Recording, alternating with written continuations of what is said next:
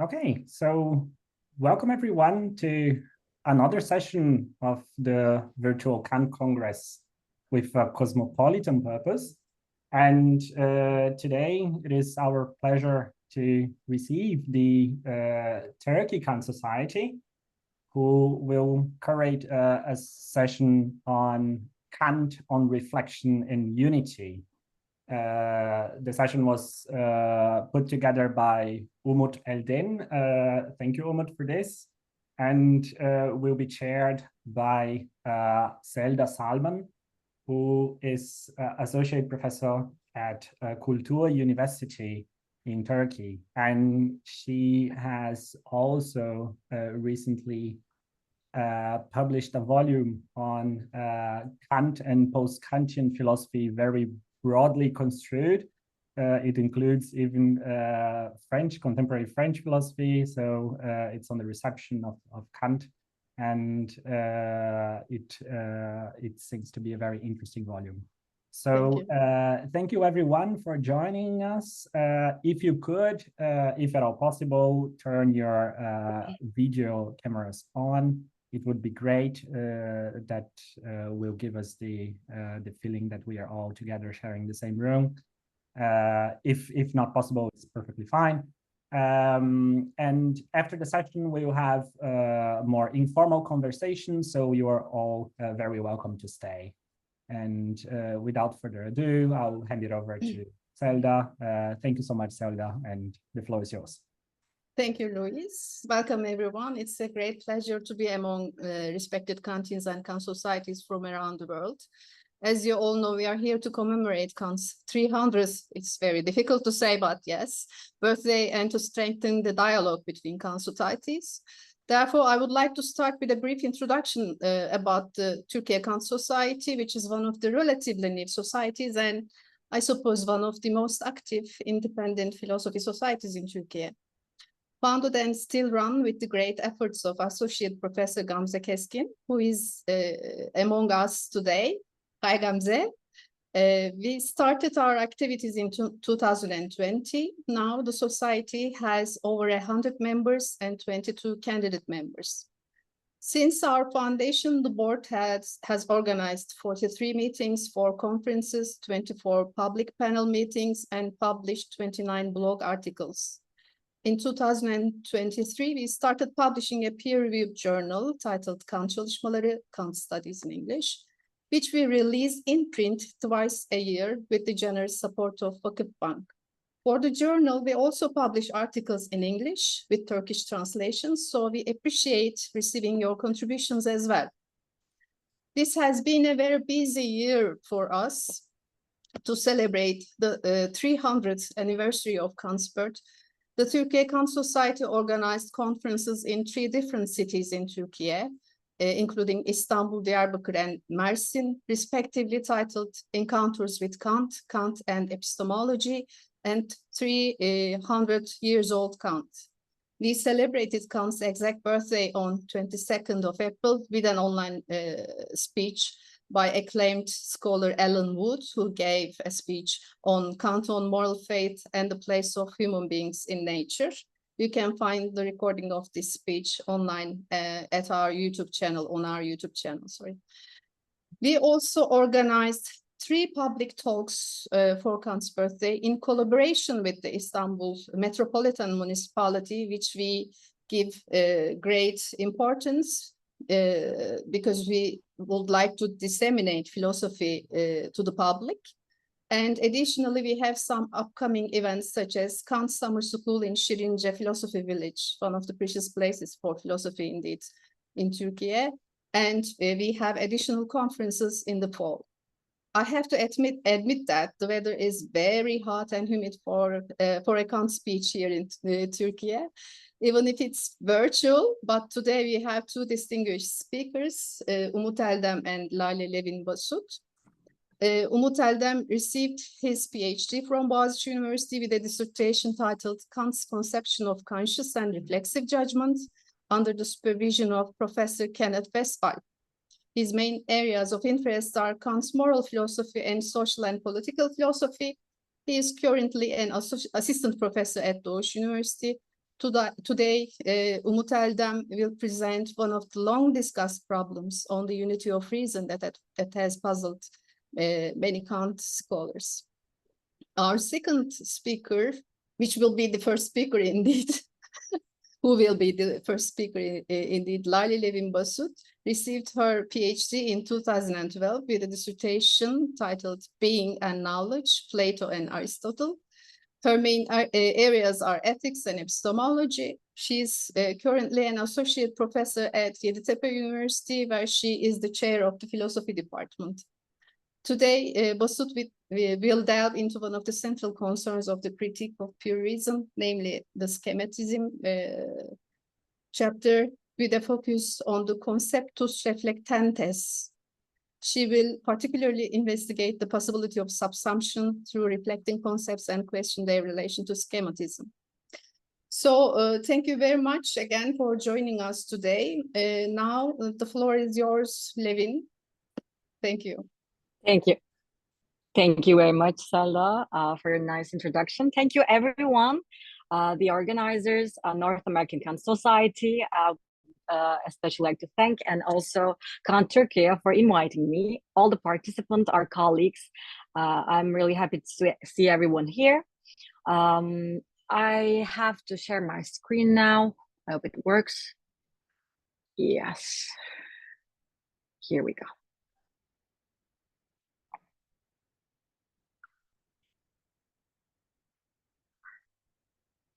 Yes, can you see the text? Yes, okay.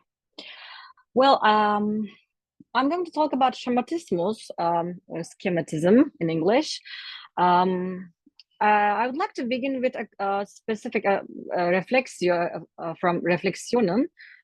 You see the German version here, and just below it, the English version. Kant says, in fact, all concepts are, in general, regardless of where they might take their matter from, are reflected representations. That means they are representations that are brought in the logical relation of being valid in many. This translation is mine. I have found only one translation for this. The Cambridge version didn't include this reflexio. And I'll continue. There are, however, concepts whose entire significance is nothing but one or other reflection under which forthcoming representations can be thrown. They can be called concepts of reflection. So all concepts are constructed via a certain reflection, but there are also concepts, specific concepts, which could be named conceptus reflectantes in plural. And since all sort of reflection happens in the judgment, Urteil, these concepts, as the grounds of the possibility of judging, will absolutely contain in themselves the mere act of the understanding, Verstand, which is applied in the judgment to the relations. So I basically start from this reflexio, and Kant here warns us in this reflexio that in fact all concepts are constructed via a certain sort of reflection, as I've just mentioned, but the reflection that belongs generally to all sorts of concepts is elaborated by him in the following reflexio. So I'm going to talk about the general reflection first, and the one also afterwards that belongs specifically to conceptus reflectantes. So in another reflexio, it says, in order to form a concept of the understanding, of course, we are talking about the concepts of Verstandesbegriffe, concepts of the understanding. We have to first, you see the Latin version, and then in parentheses, you see my English translation.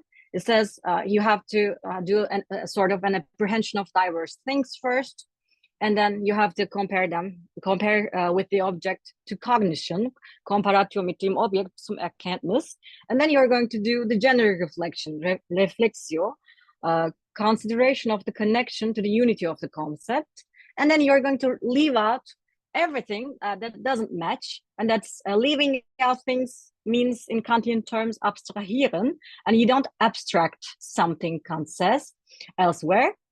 He says you have to abstrahieren von etwas. You have to abstract from something, not something.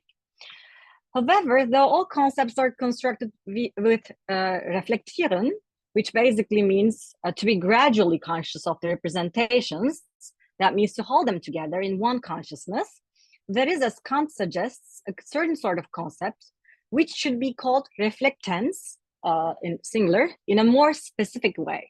This, I believe, and argue to be schemata or schemata as concepts of the faculty of judgment, so concepts that peculiarly belong to Urteilskraft. So in Kritik der reinen Vernunft, in the part titled Von dem Schematismus der reinen Verstandesbegriffe, on the schematism of the pure concepts of the understanding, Kant seems to be making a distinction, as we all know, between three kinds of schematism, which can be transcribed as the following. I have written them according to a ranking, let's say. The more important comes first and the less important ones are posited afterwards. First of all, the schematism of the pure concepts of the understanding, that's transcendental schematismus. These concepts are notiones, or categories. Kant calls categories notiones in many places, in many of his reflections, notes, and fragments. That's very, of course, important. Notio is very, very much different from an idea. Nosco, it goes hand in hand with erkennen. It's recognizing something. It's different than mere knowledge. And secondly, the schematism of the pure concepts of sensibility, Sinnlichkeit. These are mathematical concepts. He's talking about their schematismus here. An example to that would be circle. That's the example he gives anyway. And thirdly, the schematism of empirical concepts, such as the concept of a dog or a table. So although we're warned by Kant that the schema is in itself always only a product of the Einbildungskraft, we know that the purpose of the schema is to make subsumption possible, and subsumption proper is a job that belongs to the faculty of judgment. And here we have one definition of the faculty of judgment, Urteilskraft. It's the faculty to subsume under rules. That means to distinguish whether something stands under a given rule or not. Kant talks about Mutterwitz, certain sort of cleverness, let's say, that belongs to mothers, which cannot be cured, the lack thereof couldn't be cured in any school or anything. So you have it, you either have it or you don't. And another definition from the third critique is judgment in general is the faculty to think the particular as contained under the general. That's from Kritik der Urteilskraft. And the problem with subsumption is that, according to me at least, the concept that is constructed by the understanding, that's the notio, when pure, with the synthesis of the imagination, is too broad a rule. And secondly, imagination, Einbildungskraft, works blindly, Kant says. And in famous B103, Heidegger is very fond of this passage. Kant says we're seldom aware of it when it's working, aware of the workings or the processings of the Einbildungskraft. And though it's an indispensable Vermögen, faculty or possibility, the latter indicates that we're not conscious of the content, inhalt of the rule, since whenever the concept of the understanding is constructed, whether again it be pure or empirical, it doesn't matter, it also has empirical concepts, it's only used for the recognition of something, but not for knowing something thoroughly. That's basically Wissen versus Erkennen.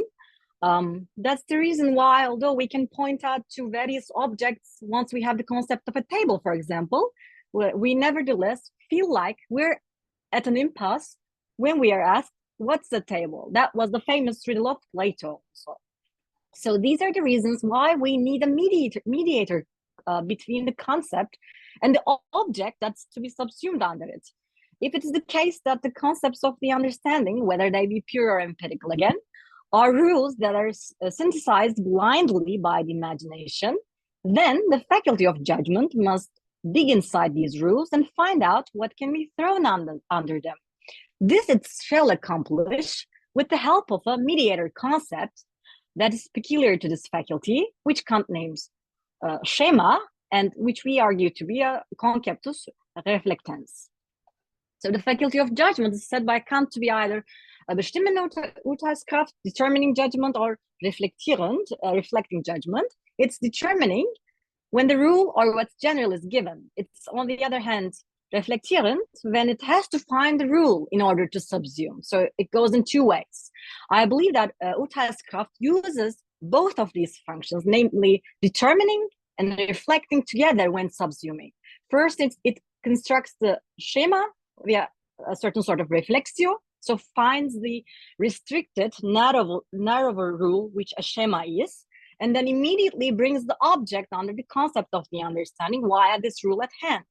So we shall in a minute talk about what this object, which is subsumed, implies, and on what the reflection is made. I'm going to talk a little bit about object as well.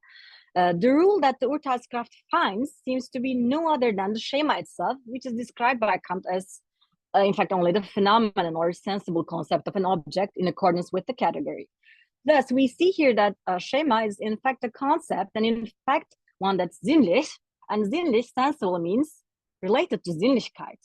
A schema is a concept which has one foot on sensibility, Sinnlichkeit, and the other on Verstand, understanding. So Kant begins the schematism chapter with a really peculiar subsumption example everyone would recall here.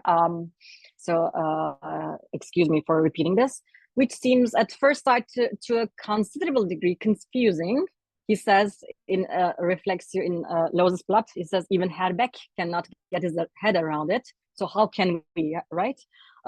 Even the last sentence of the first paragraph needed extra clarification. When you look at the minor Ausgabe, for example, there's a correctio by Weinger. Maybe that was a typo of sorts. The opening lines, in fact, begin with the claim that in order to subsume, I quote, an object under a concept, the representation of the former must be homogeneous, gleichartig with the latter. And the empirical concept of a plate has homogeneity with the pure geometrical concept of a circle, in that the roundness, which is thought in the latter, can be seen in the former.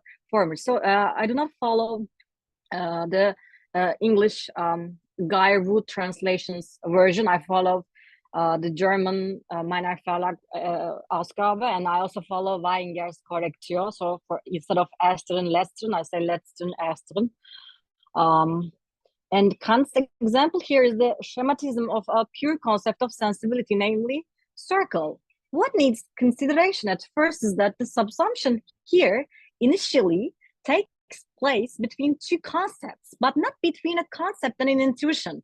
So when we say we subsume an object under concept, we thereby mean that we first subsume the concept of the object under the latter, and then further connect this with an Anschauung, intuition. And if we were to map out what's taking place here, it would look somewhat like this. So Urteilskraft is considering the concept of a plate and the concept of a circle at the same time. That's its reflection, reflexio, and then comes up with a narrower, restricted, limited concept, which is the schema. And in this case, it's roundness. In order to concept the concept of a circle with the concept of a plate, and indirectly with the concept, with the intuition of the plate, it uses the narrower concept of the roundness. So I will talk about this a little bit more in detail in a minute. An object, I said I was going to talk about objects. An object for Kant is almost never merely an image, a Bild, or a mere intuition, Anschauung, but object is that, he says this in Kritik der reinen Vernunft, in the B deduction, he says object is that in the concept of which the manifold of a given intuition is united. So an object is something that's almost always thought or goes along with its concept. It's not a Bild. And therefore, the subsumption of an object requires that its concept be subsumed under that other concept as well. Here in Kant's example, we're in fact trying to see a circle in a plate. There are indeed circles in many places. This table here is round, that cup is also round, etc. All of these circles are circles in a restricted manner. That means they refer to only a certain part of the rule of the concept of a circle, and thus they're thought under it. None of them is the circle per se. The circle per se is only a rule, a concept. But the problem here is that the rule of a circle, that means the concept of a circle is relatively broad, because that's a concept of the understanding, which is constructed setting from elements of Sinnlichkeit, and it's hard to connect it with an individual circle. Individual circle is a pure manifoldness within the appearances, and because all of these individual circles have their own peculiarities. In this case, the empirical manifold that accompanies the pure manifold can be different, or rather, the extensive or the intensive magnitudes can also vary in different objects, which have the shape of a circle.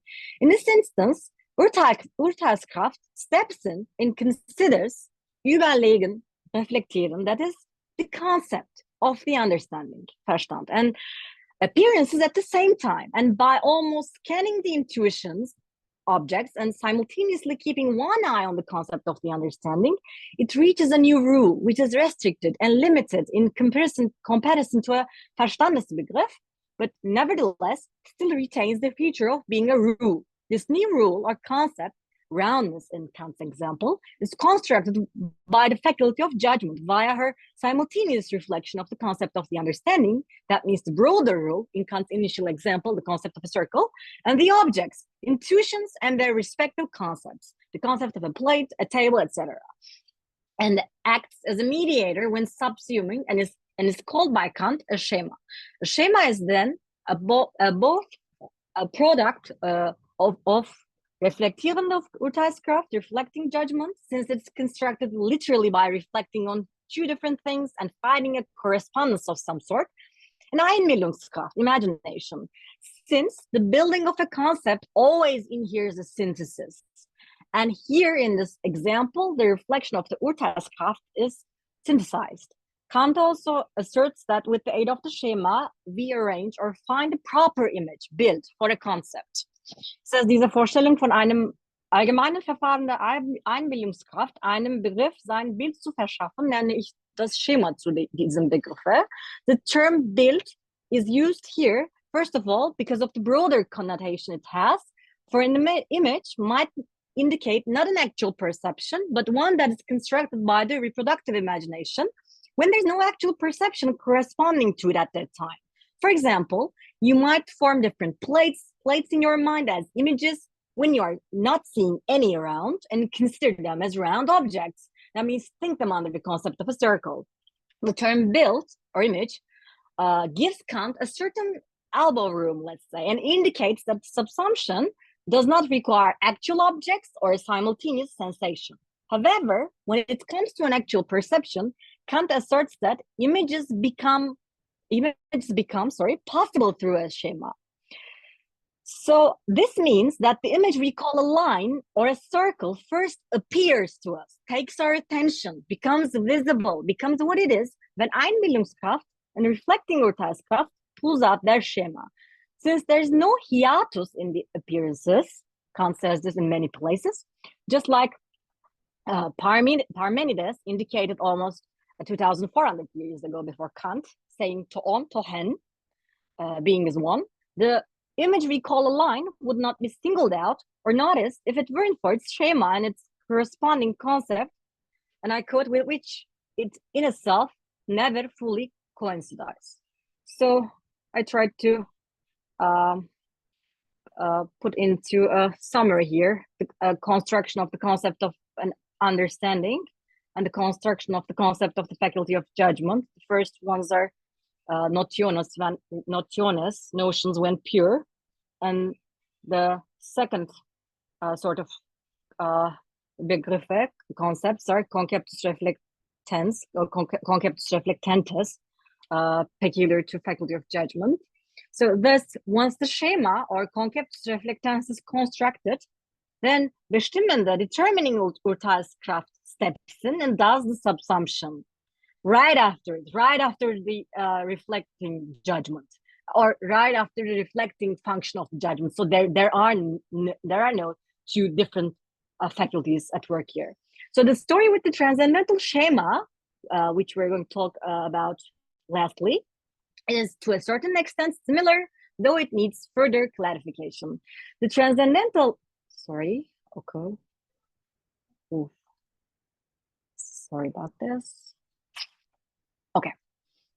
Yes, the transcendental schemata enable us to bridge categories. So these are pure transcendental concepts and appearances. That means the possibility of the application of the category on the appearances becomes clear through their medium. However, emphasizing on the difference between the concepts of mathematical objects and categories, Kant claims that one cannot find an image built for a category via its schema or in any other way for that matter.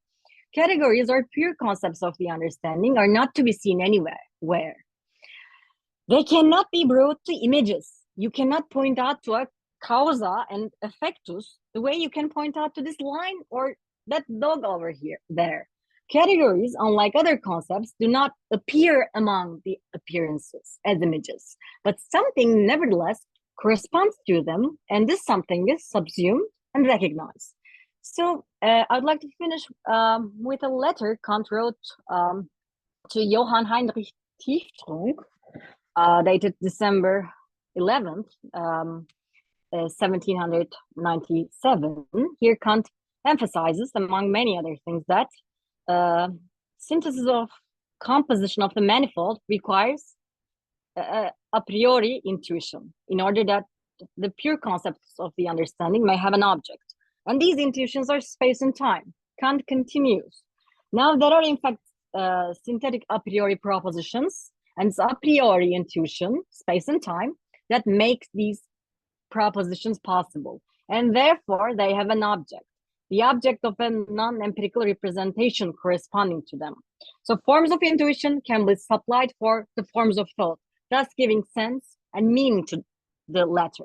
So here, what he says is that basically what underlies categories or what corresponds to them in the appearances is pure intuition. It's also what gives them, as Kant says, significance and meaning, that's restricting their usage to objects of experience. For otherwise, as Kant suggests, we would attach the concept of a substance, for example, to anything whatsoever, just like Leibniz did with the monads, for example. And however, as its schema indicates, substantia, substance, implies the Heiligkeit, persistence of the real in time. That's a specific modus of time, which reflektierende Urteilskraft gets hold of when it simultaneously considers a certain aspect of the pure manifold of time and the category of substance. So the categories have, Kant says this in many places in the Kritik der reinen Vernunft, an a priori Beziehung. That's an a priori reaching out of the categories. I translated it like this, interpreted, let's say.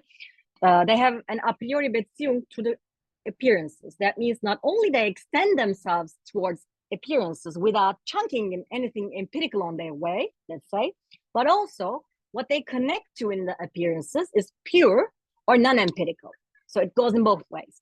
Thus, in order for a reflektierende Urteilskraft to form a transcendental schema, it has to keep its eye on two things at once, the category and das reine mannigfaltige, the pure manifold of intuition.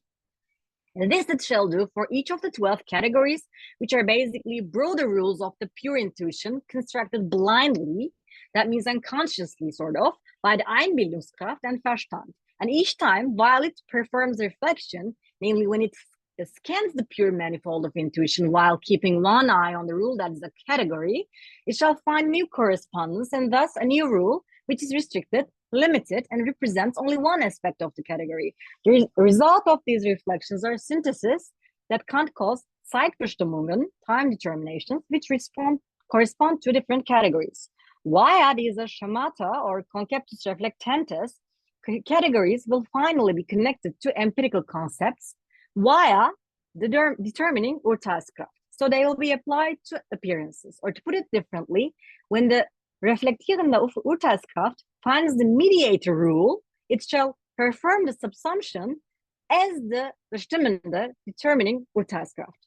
Finally, the closing paragraph of the letter to Tieftrunk seems to support what we have laid down so far. It goes as for the difficult passages on pages 177 and following in the critique. This is the schematismus chapter. It says, the explanation is this. Logical subsumption of a concept under a higher concept occurs in accordance with the rule of identity. the subsumed concept must be thought as homogeneous with the higher concept.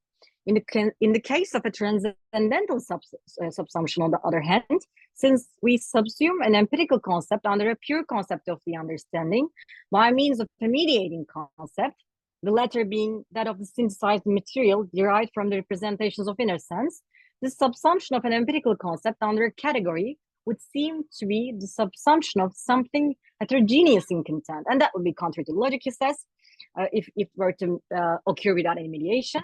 It is, however, possible to subsume an empirical concept under a category if there is a mediating concept. And that is what the concept of something composed out of the representations of the subject's inner senses. Insofar as such representations, in conformity with temporal conditions, present something as a composition, i.e., as composed a priori according to a universal rule. What they present is homogeneous with the concept of the composed in general, as every category is, and thus makes possible the subsumption of appearances under the pure concept of the understanding according to its synthetic unity of composition. We call this subsumption a schema. Thank you for your patience. Thank you very much for your beautiful speech. I personally find schematism chapter very attractive. But now we have our second speaker, Umut Eldem. Umut, the floor is yours now. Thank you very much. Let me just share my screen. Okay, I hope everyone sees it. I would like to thank, of course, the organizers of the Virtual Kant Congress and North American Kant Society. And thank you all for being here and participating.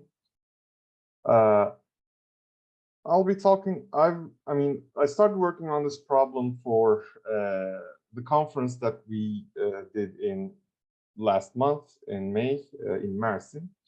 So this is still an ongoing work. It's still a work in progress. I really haven't, I hope to at least be able to show that it's a very difficult problem, but it is worth working on. The best Kant scholars are in disagreement basically about the problem or its solution, or whether there is a problem in the first place. So I hope to at least try to make sense of what the problem is and how we might move forward. So,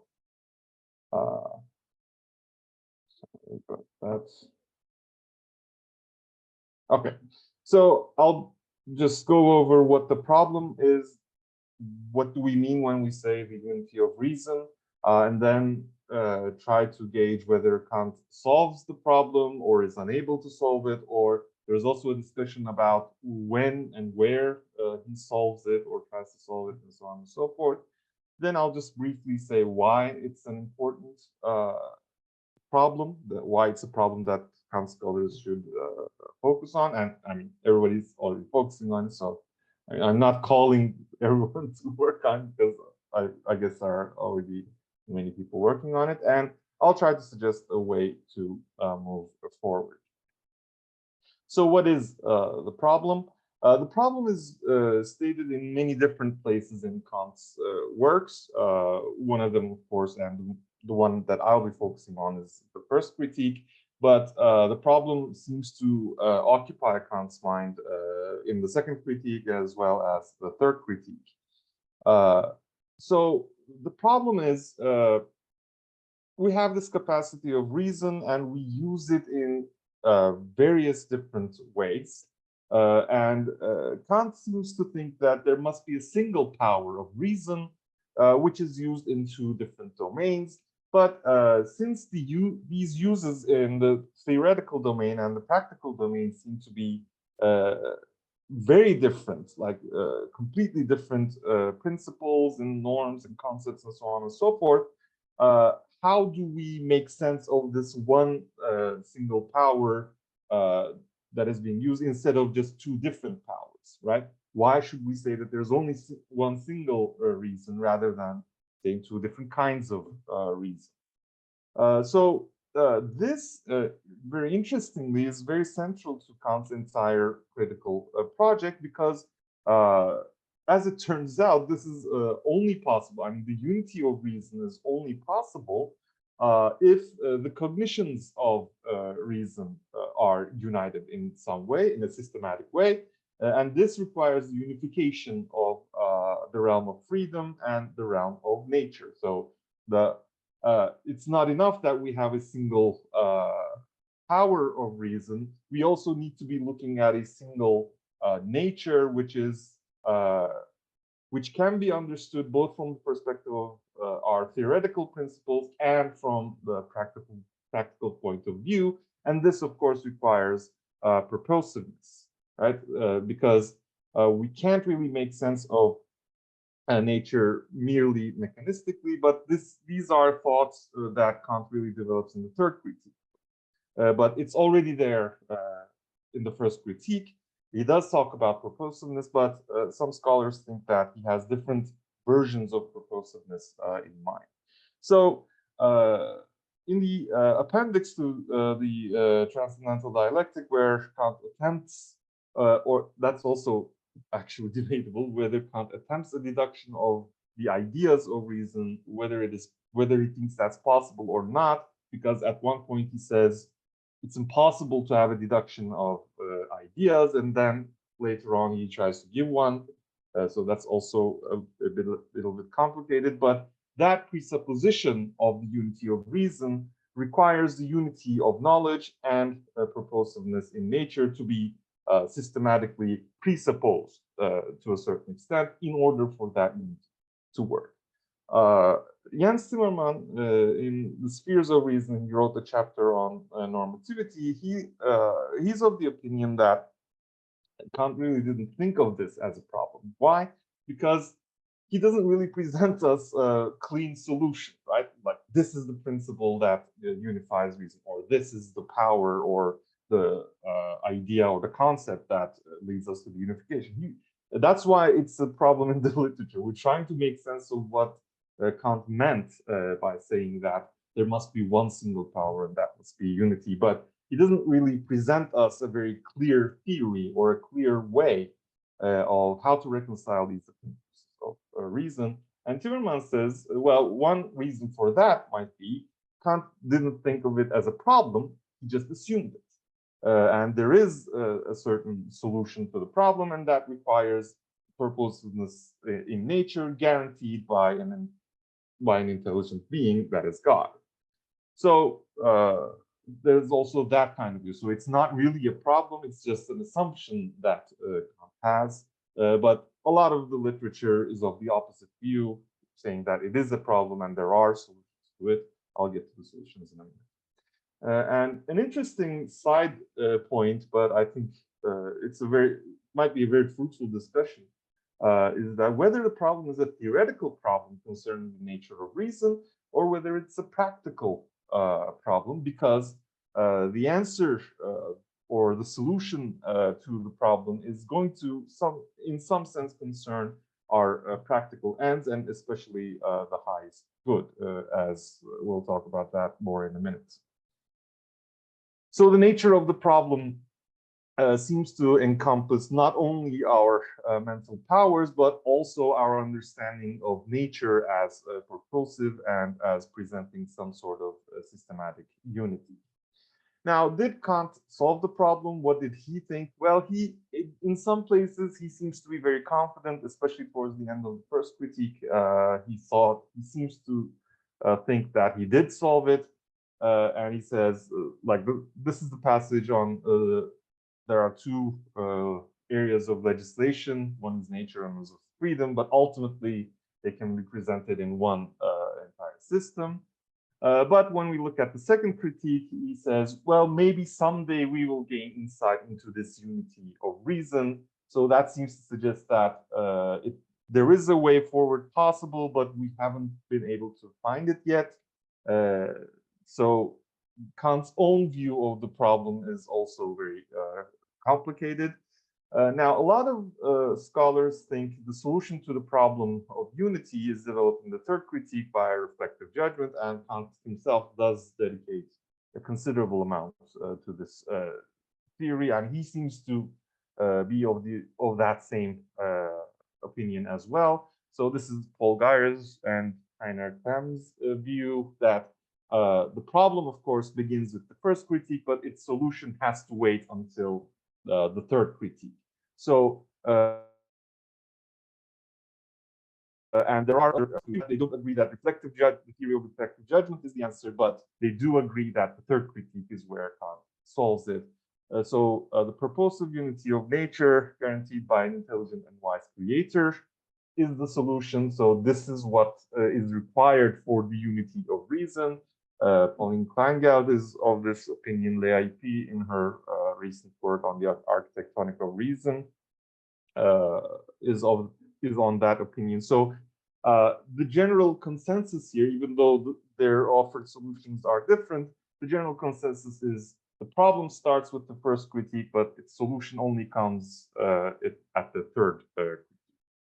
So staying within the first critique, we're not going to be able to solve the problem of unity. This is the general view.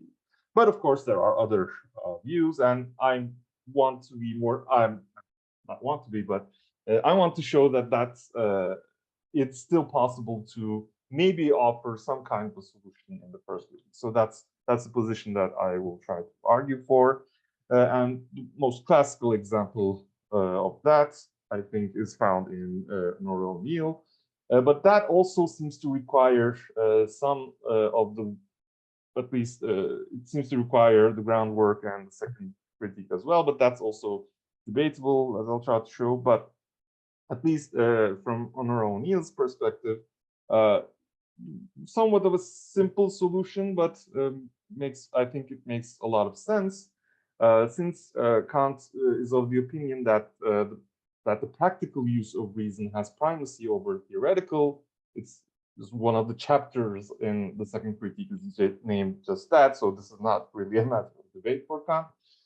So Nora O'Neill, in the Constructions of Reason, says, well, if practical reason has primacy over theoretical, and there must be one single reason that is at use here in the theoretical domain as well, and if the main principle of practical reason is the categorical imperative, then that same imperative must also be the principle that is at work with theoretical reason. So the categorical imperative is the answer to the problem of the unity of reason, according to Nora O'Neill, and Patricia Kitcher in Kant's Thinker, I think, agrees and gives further passages from the logic lectures, I think, that supports that view.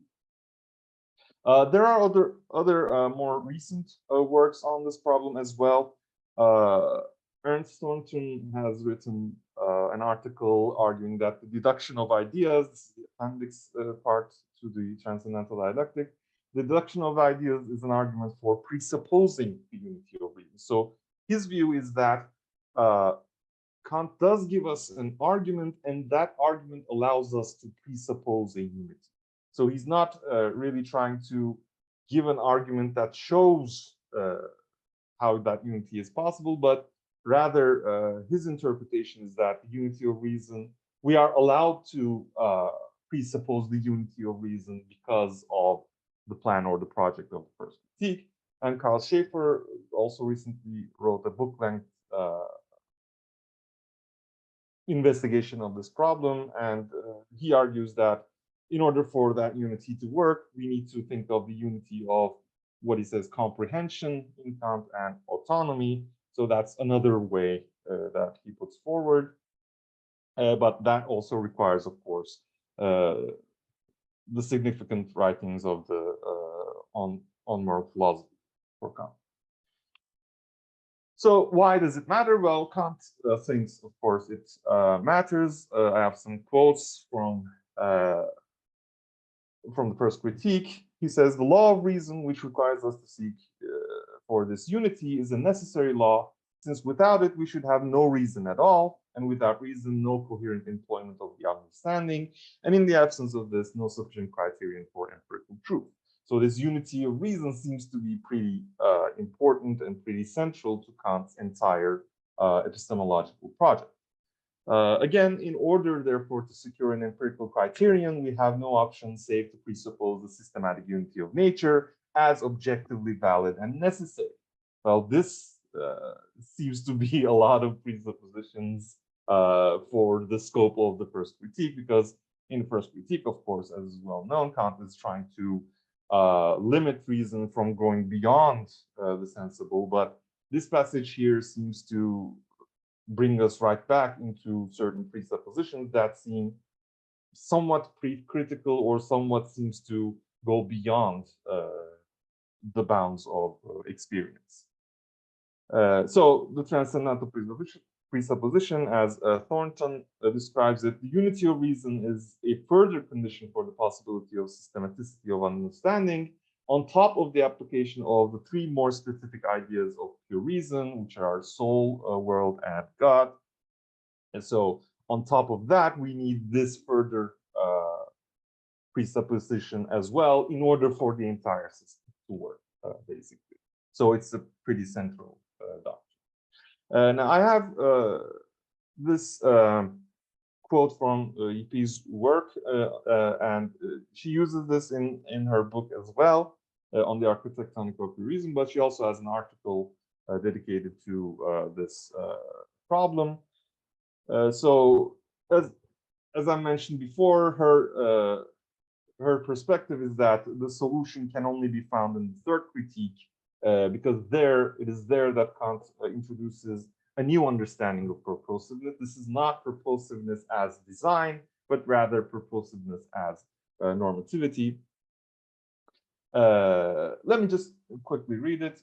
Kant in the third critique therefore deploys a notion of purposiveness as normativity, asking what it would be like to judge objects in a certain way and providing a set of criteria grounded on an analogy with the way in which our reason operates in the practical domain. So this is of course, the account of reflective judgments, and it is through reflective judgment that we understand, or we try to understand, organisms as acting with ends. So to judge objects as purposive on this account is tantamount to asking what they would be if they had to conform to a certain number of normative properties.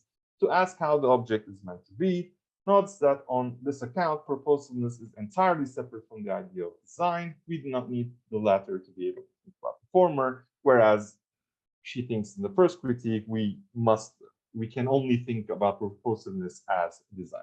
So that's why she concludes in the first critique, there is nothing to suggest that practical reason is normative, in the sense that it's required to come up with the concept of purposiveness as normativity, distinguished by purposiveness as design. Now, I'm not suggesting that I found this purposiveness as normativity in the first critique. Of course, that would be too much, but I will try to suggest a way forward, which at least show that Kant was concerned with practical reasons normativity while writing the critique. So I have a slight disagreement there. So how to move forward? Finally, I'll come to my own suggestions. And to start off, I won't be reading these quotes. These are very well-known quotes, but I want to emphasize one point about the entire structure of the first critique, and Honora O'Neill in her Constructions of Reason does this incredibly well, of course. So what Kant does here is he starts and he ends with a plan, right? So what does it mean to start with a plan?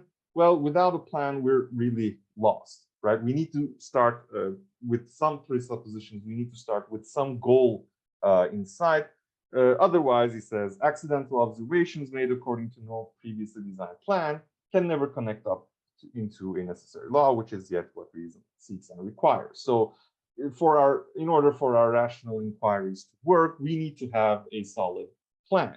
But the problem is, how do we know that the plan is a solid one? So where's the justification for that? Why should we follow this plan that is presented in the first critique?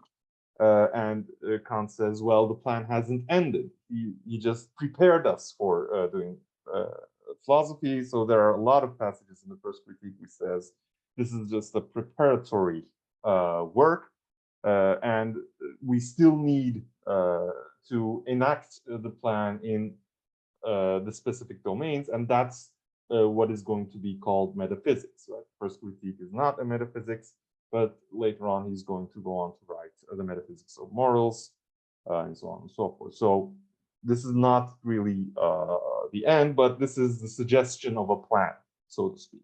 And this is an entire plan for philosophy, right? And in order for that plan to work, we need to have a certain conception of reason. And I think that's what the Kant is trying to work with. He's trying to come up with a plan for philosophy.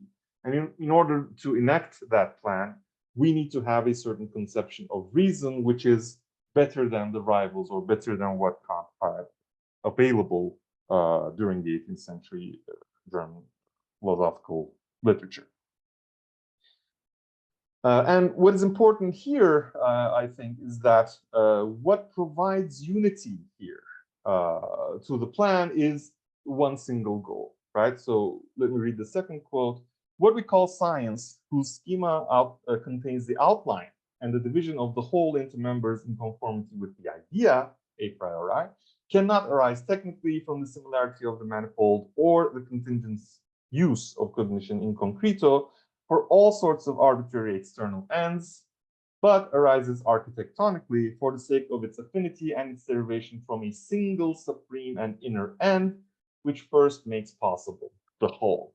So I think this really is an emphasis on the primacy of ends and the primacy of the practical in Kant. So even our most theoretical endeavors, and what we call science is, of course, a theoretical endeavor, has this plan and has this aim without which that science is not possible, right? So doing science then requires not only collecting information, justifying it, and so on and so forth, but it also requires some sort of view, some future view of what we are trying to accomplish.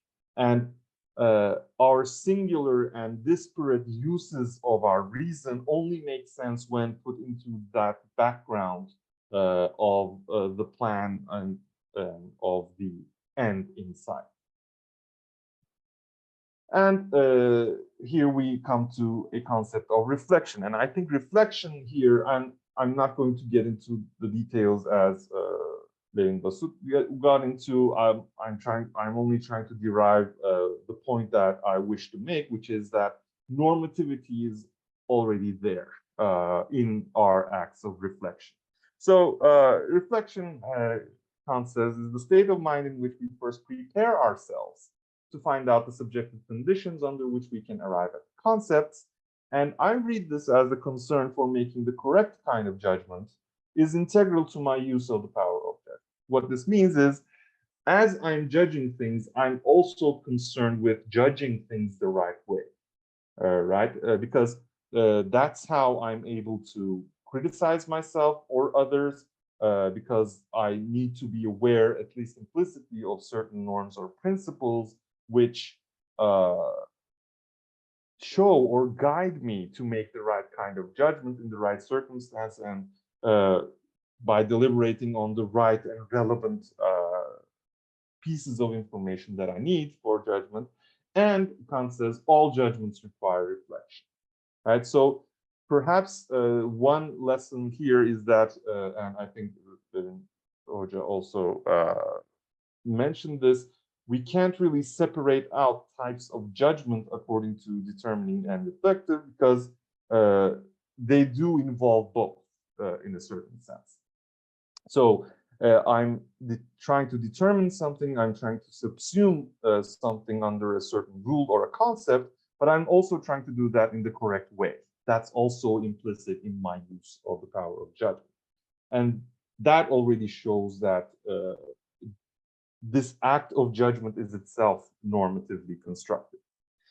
So this in turn presupposes an implicit standard for judging something to be the case, as well as judging whether we have diligently strived to arrive at our best judgments. That's also part of our endeavor, I think, and I think Kant is already working with that kind of understanding when he's writing his understanding of judgments. And so, and here's a reflection that points toward that general direction. All ideas of pure reason, Kant says, are ideas of reflection. And these These reflections belong to the 76-79 era, so right before the publication of the first critique. These are not like old, like 60s, 70s. All ideas of pure reason are ideas of reflection. Therefore, objects are not represented thereby, but rather only laws for comparing concepts that have been given to us by the senses. So, after having a plan, how do we put that plan in motion? Well, we must be able to bring our judgments into systematic unity in accordance with the plan, both on a personal and on a communal level.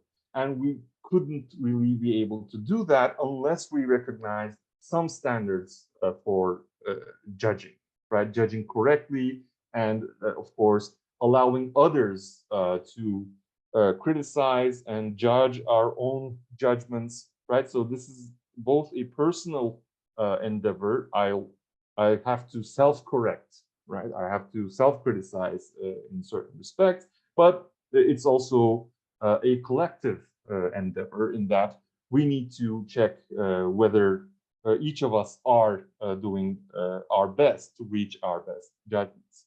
So the critique itself is the suggestion of a plan, as I mentioned before, a plan for inquiry, as Onur points out, but the authority with which reason commands is a democratic one, requiring the joint efforts of peers, and that is only possible if our principles or if our endeavors in judgment allow the collaboration of others. That means our principles, our core principles, need to be ones which disallow the breakdown of collaboration, right? Our principles need to constantly allow us to be able to collaborate with each other. So that's where Onur O'Neill brings in the categorical imperative, because that's exactly what the categorical imperative denies that we should be doing, right? We shouldn't really engage in acts that disallow us from collaborating. So reason then must be unitary, since it provides the principles and criteria for judgment for all domains of inquiry. And this is the conception of reason most suitable, I think, for Kant's plan for philosophy in general.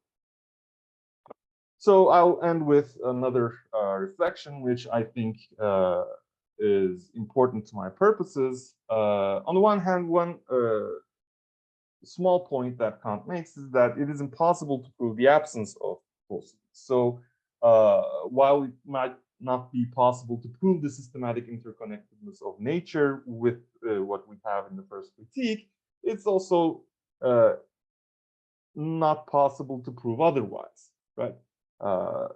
So Kant seems to be aware that he didn't really do that kind of a deduction that would show that nature itself is a systematic unity, but he opens up a way of trying to escape that. So here's the final reflection. So Kant says, these cognitions are not dogmatic, but only a liberation of the absolute unity of the use of reason in the theoretical and the practical from the conditions of its empirical use in order to establish the principles of its pure practical use.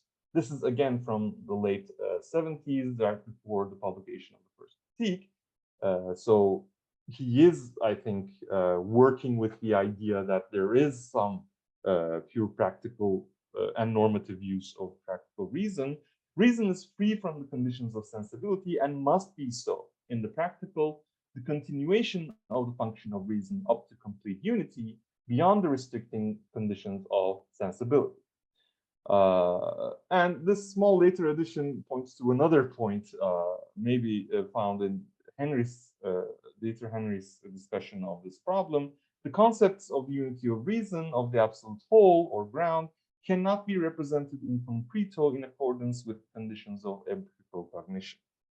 So maybe this seems to suggest that some part of this project of unifying reason is going to remain in the dark. Maybe that's also a possibility, but all of that aside, the primacy of the practical seems to be present even before the publication of the first critique.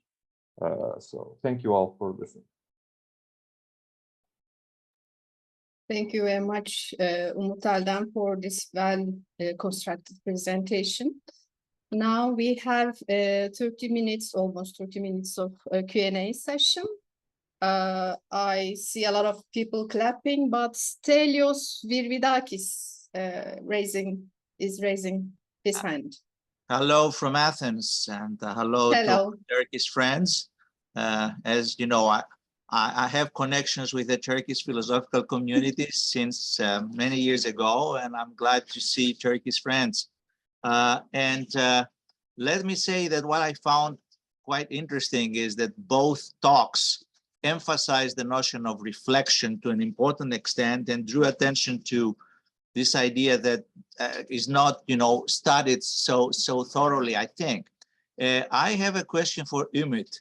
I want to ask you how you evaluate, you spoke about the fact that Kant seems to waver and to say that you cannot have any transcendental deductions, but then later on he says you have some deductions of the ideas of reason, but they are not so strong, or they are weaker in some sense.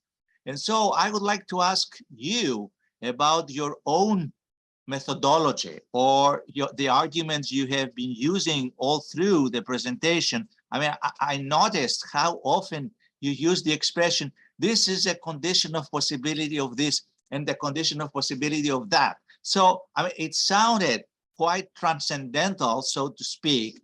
And we know that transcendental proofs, strictly speaking, cannot really apply in the realm of reason and go beyond experience and so on and the structure of experience. But I want to ask you whether you would allow this weaker sense of a transcendental deduction that Kant seems to play with, this idea, and whether your own methodology would qualify as a quasi, deduction or as some kind of transcendental methodology. Otherwise, all the things you said also in this final reflection, without this, I mean, well, let's not say the empirical criterion of truth, but any kind of coherent thought at the end of the day wouldn't be possible. Wouldn't that allow the introduction of this weaker, however useful sense of transcendental argumentation that is not just, a hypothesis, it's not just a pragmatic assumption, an als ob idea, which is very, very weak. What would you say about that? I mean, I found it very, very interesting. Yes, thank you. I mean, this really is the core of the problem, whether we should allow for a weaker kind of deduction, but at least it seems to me that Kant seems to think this is very central to his project, right? So a weak deduction or an as if or a regulative idea seems to be unable to do the work that he requires. That's the problem. Yes, I mean, that's the problem. But I think what would save Kant would be some sort of reference to the practical and to the final end or the highest good, something like that. So he wants to bring together all practical and theoretical endeavors into one single end, right? And whether he can do that with the conceptual tools that he has in the first critique, I can't really answer that. I'm confused as well with that. But I think ultimately what is going to provide that ground is that aim. So that aim, that practical aim, is what is going to make sense of all these disparate, different uses of reason. And I think Kant really does require something like that, right? Whether he can justify the systematic unity of nature in the first critique, I'm not sure he can with the tools that he has. It would be dogmatic, or what I call some Platonic Platonist residues in his thought. Probably he won't be able to do that, but that doesn't mean that he lacks the normative resources of trying to come up with a different kind of solution. Okay. That's sort of the position that I'm. Okay. Thank you so much. Thank you. Thank you. And we have Rodica Krotur as the second question. So, I am Rodica. Rodica, sorry. Rodica. Yeah, no problem. What's my question? Excuse me. My question is addressed to the both participants, but mainly to Lale Basud. Well, you prepared your conference of today based on the Cambridge edition of the critique of Geyer and Wood, but is there Turkish translation of the critique? What is the problem of translations in Turkey?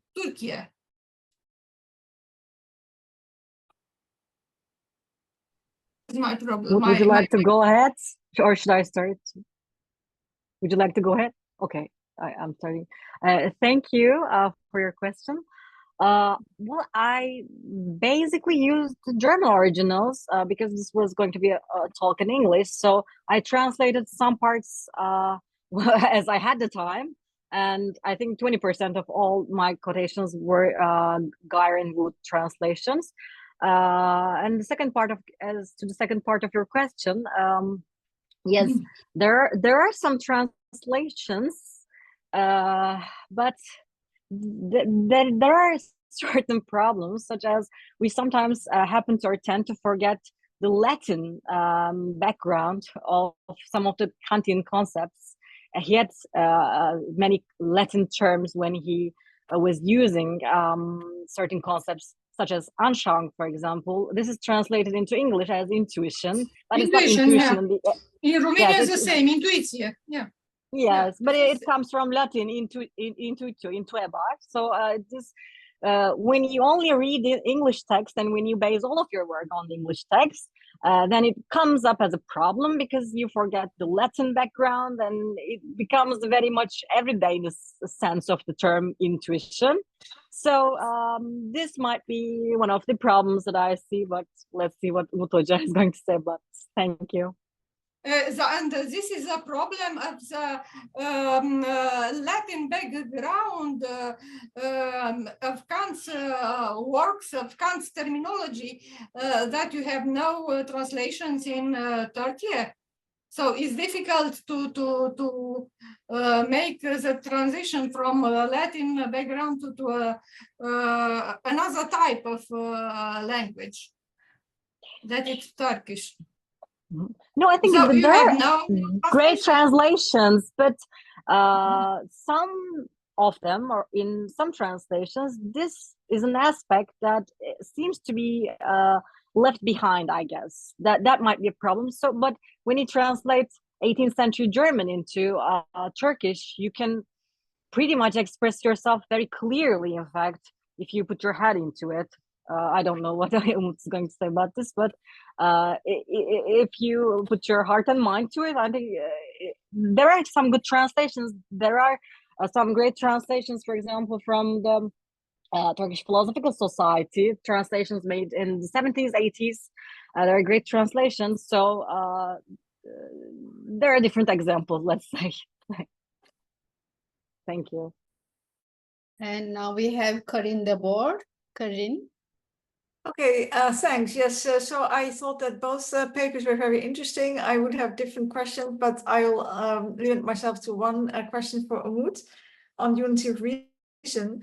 And I was struck by the many different approaches to the issue that you discussed in the first part of your paper. But I think that also in your own account, you maybe dealt with two different notions of unity. On the one hand, the unity of nature that somehow needs to be assumed whenever we engage in scientific research. And on the other hand, the unity of reason.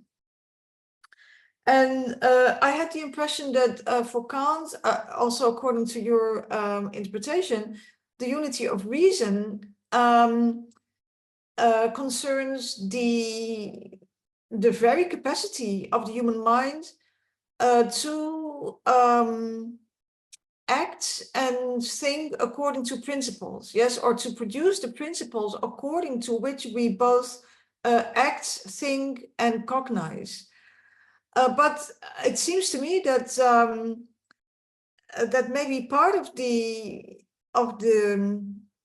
confusion or the fact that we have so many different approaches rests on a certain vagueness on Kant's part.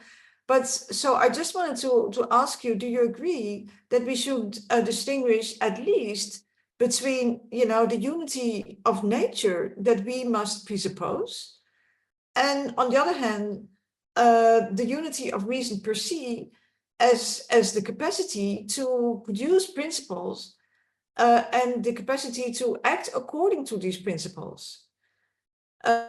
So I was also interested in your focus on what is required in order to do philosophy properly, which is maybe a kind of third dimension. Yeah, so this would be nature, human cognition, and the question what is required for philosophy itself to develop itself properly. Okay, thank you. Yes, thank you for the question. So I think the problem is, I'm just looking for just give me a second.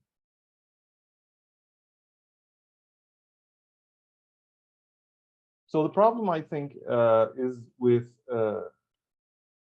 why the unity of reason matters, and Kant does seem to think that the unity of nature is connected with the unity of reason, right? So he seems to think that it is only, I mean, the unity of reason can only be possible if there is this systematic unity of all of the knowledge that we have, and the systematic purposiveness of nature itself having that kind of unity, because then we are allowed to think of nature itself as the product of this wise, intelligent being.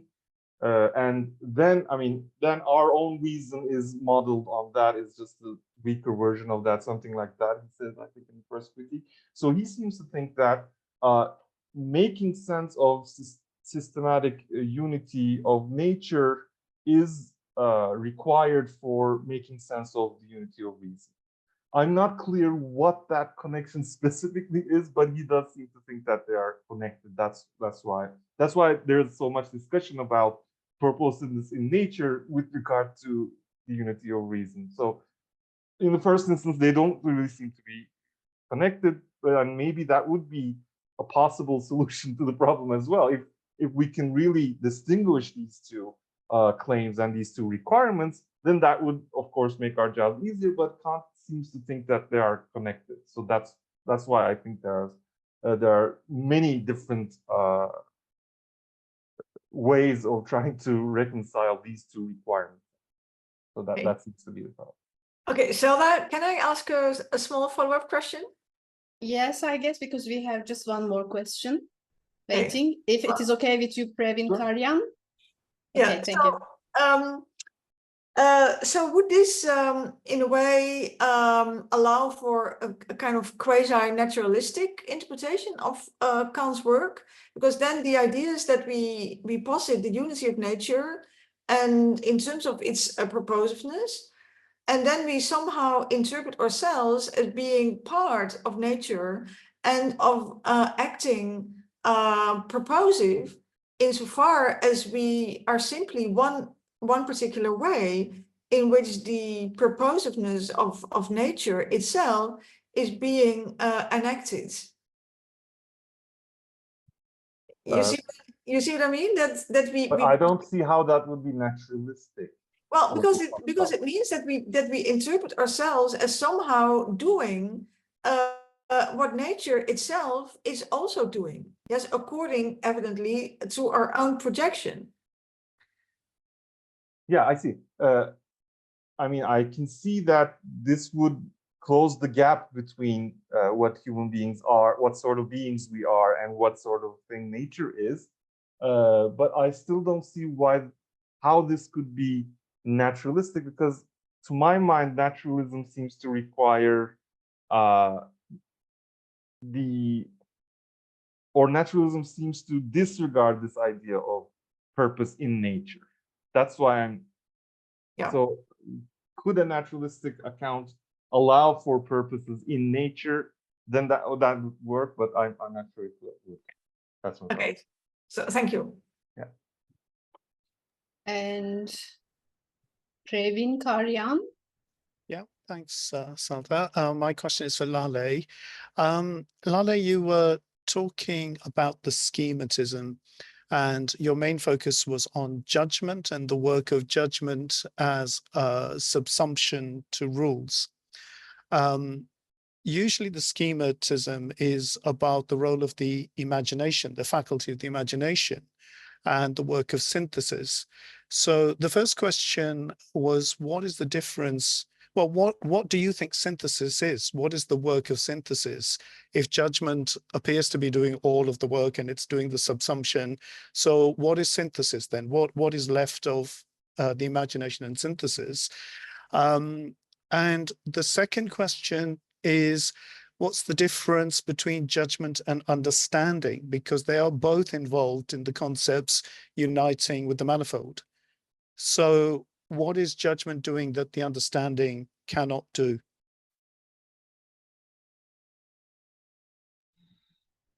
Thank you for both of these questions. I believe I have talked about these rather briefly in my talk, but let me just go over them a little bit more in detail. When it comes to your first question, yes, the role of Einbildungskraft, imagination, when it comes to building a concept, and Kant talks about different concepts peculiar to each discursive faculty, namely understanding, reason, and Urteilskraft, faculty of judgment.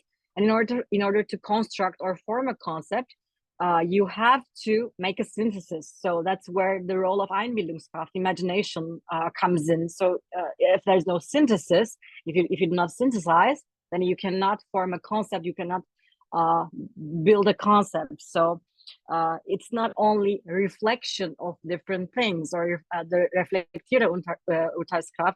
It's not enough for it to do its job. What you have reflected, what you have simultaneously reflected, both from the concept of the understanding and also from the intuition, you have to synthesize, bring into a concept, whether it be a concept, but here, of course, it is a concept of the Urteilskraft. So that binds me to your second question. The difference between, yes, of course, understanding, Verstand, and Urteilskraft is, at least to my mind, pretty clear, because their concepts are different. The two conceptus are very different. The concepts formed by the faculty of judgment by the Urteilskraft are more restricted. They're limited, and these are different concepts. So that's why I followed Kant in his reflection, the reflection that I first quoted, in saying that they're conceptus reflectans, or in plural conceptus reflectantes. They are different concepts, but the concepts of the Verstand, or the concepts of the understanding, they are, when they're pure, they are notiones. They are synthesized blindly, and they are broader concepts. Their inhalt, their content is broader. So because they're synthesized blindly, and because they're so broad, and it's almost impossible, it's very hard, they're so broad that it's very hard to subsume objects under them. The concept of a circle, or any empirical concept, let's say, a concept of a table, it's really broad, and it's synthesized because the Einbildungskraft works blindly.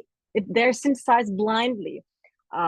So you have to sort of dig into the content of these concepts. And this is, according to me at least, this is done via the Urteilskraft, and it's reflecting. So I hope that makes a little sense. I think the imagination is usually about the manifold, isn't it? It's bringing together the manifold towards the direction of the understanding and the concepts. And then there is a big breakdown about who is synthesizing what. I think that's one function. It is used in many ways, as you have suggested. Yes, it is when it comes to, for example, apprehension. Yes. Anticipation. Yes.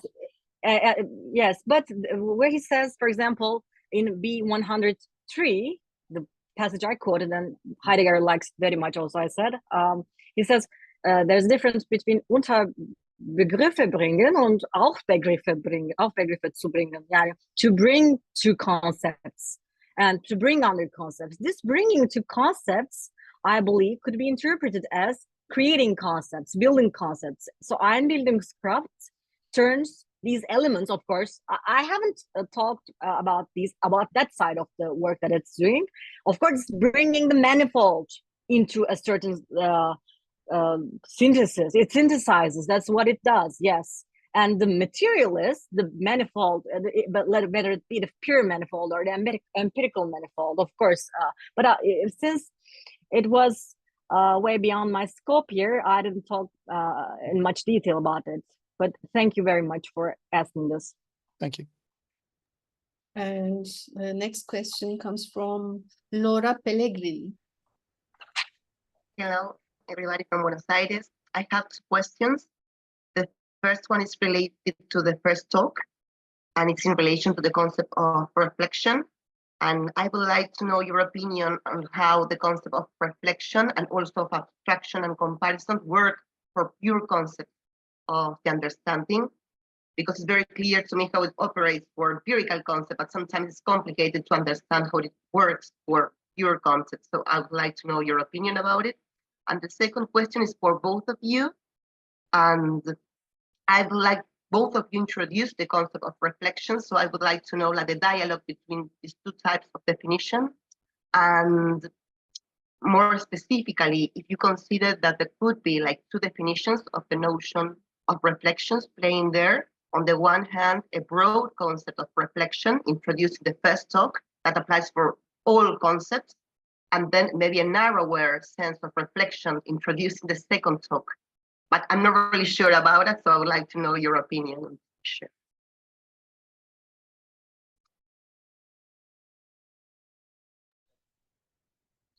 Should I be starting? Or would you like to start? Yes, please. No, yeah. Okay. First question. Okay, I shall go with the first question. Thank you, first of all, for your questions. Yes, reflection of the concept, reflection that's peculiar to the concepts of the understanding. Yes, that's also related to your second question. I think it will cover that too. That reflection is the reflection that's peculiar to any concept that you can think of, I guess. And Kant summarizes this. He says you have to find, first of all, a Merkmal, a mark. That mark you will notice in many places, and you will bring this to the unity of the concept, with the help of the Einbildungskraft, of course. You will see whether that Merkmal, whether that sign is to be seen elsewhere, and you will collect those. And you will compare it with other objects, and whether there is something different, all the Verschiedenheit, all the differences, you will leave behind. That's leaving behind thing is abstrahieren, right?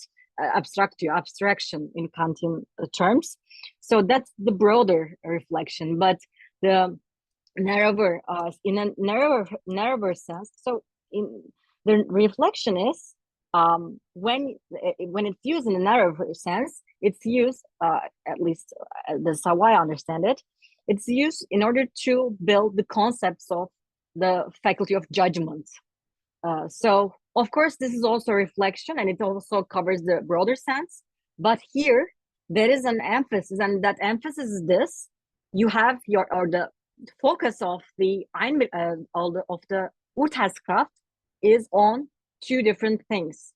It simultaneously at each time considers two different things. One of them is the concept of the understanding. it keeps it in mind, let's say, and then holding it in its view, it considers or it scans through the Anschauung, the intuition, and then trying to see whether there's a correspondence of sorts. It comes up with a new concept. That's according to me, what could be called reflection in the narrower sense or the peculiar sense, because in fact this is how conceptus reflectans are constructed. I don't know if any of this made any sense, but thank you. We'll stop here, I guess. Yeah, and I mean, the way in which I approach it is perhaps more broader, and the way what I try to point out is this idea of, I mean, judgment for Kant is not like an algorithm, right? It's not automatic, right? It's not something that can be taught, he says. So that means that we should be able to gauge whether the judgments that we are currently making are correct or not. And that's what I mean by reflection. We need to think on our judgments, think about the judgments that we make, whether we're doing them in the correct way, whether we're using all the relevant information that is available to us. That's also another sense of reflection, but this is not the technical sense of reflection that Kant uses in the construction of concepts. That's, I think, a different understanding of reflection. My idea is more about returning to ourselves, right? Returning to the process of judgment and trying to ascertain whether we made it in the right way. Thank you very much. So, can I make a very short question at the introduction to the answer? So, so as to clarify, if I understood you correctly, you don't see a problem on applying the concept of reflection, comparison, and abstraction to pure concepts. So do you think that it matches perfectly? Because again, I'm not saying that it cannot be solved, but sometimes it's very difficult for me to understand how the process of pure concepts can be formed in this line. It's clear how empirical concepts can be formed in this line. It's not that clear for me how this would work, but I don't know. If I understood you correctly, you think that it would match the definition of pure concepts or the process of formation of pure concepts too. Sorry, is this a question to me? I didn't really. No, for both of you. It's Okay. like a clarification just to see if you think that this process matches perfectly well for the pure concepts.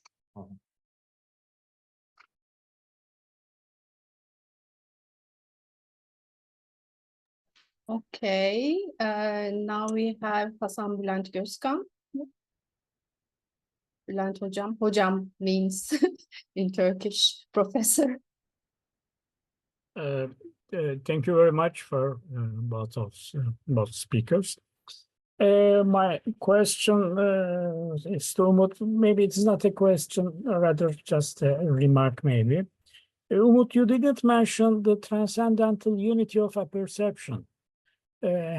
Maybe that point could be an answer to such a question of unity of nature as mentioned by Karin de Boer.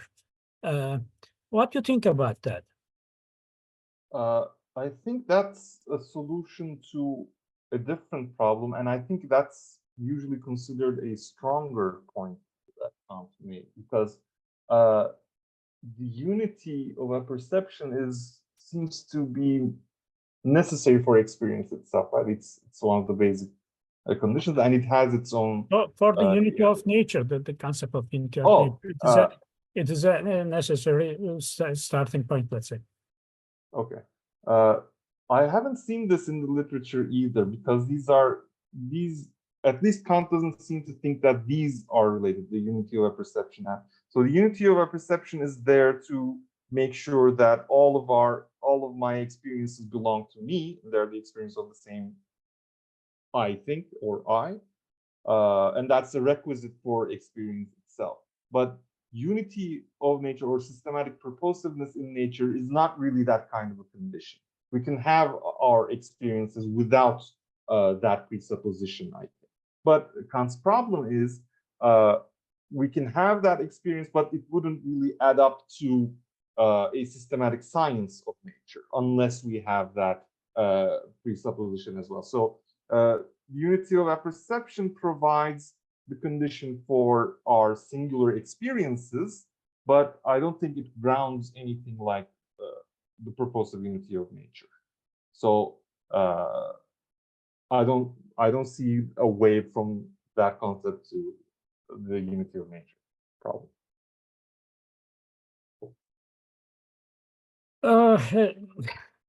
Okay, thank you. I am not very much satisfied, but Okay. for the time being. Okay. Thank you. Okay, does anyone have any other questions? Luis, go ahead, please. Yes. So I have a follow-up on this question, on the last one, because when Karin asked you about the unity of nature and the unity of reason, you said that Kant somehow sees these two problems connected. And now you are dissociating the unity of apperception from the unity of nature.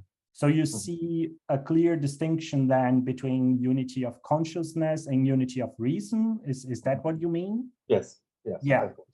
Yeah. Okay. Okay. It was just to clarify. Yeah. I think so. I think they are two different functions, and a perception seems to be much more basic and much more solid to a certain extent. I mean, this is an area where Kant really did his own work, I think. But unity of reason, that's a more difficult, tricky, and a bit more speculative area, I think, in first week. Okay. Okay. Great. Thanks.